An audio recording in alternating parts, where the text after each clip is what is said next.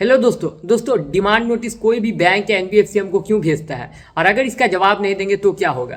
दोस्तों demand notice का मतलब ही होता है मांग सूचना पत्र। डिमांड नोटिस इसलिए भेजा जाता है जिसमें आपसे पैसे का मांग किया जाता है। बस पैसा मांगने के लिए आपको डिमांड नोटिस भेजा जाता है। सिंपल शब्द में समझ लीजिए तो पैसा मांगने के लिए आपको डिमांड नोटिस भेजा जाता है। और अगर आप इस नोटिस का जवाब नहीं दीजिएगा तो आपको किसी भी तरीका दिक्कत नहीं होगा, कोई भी लीगल एक्शन नहीं होगा।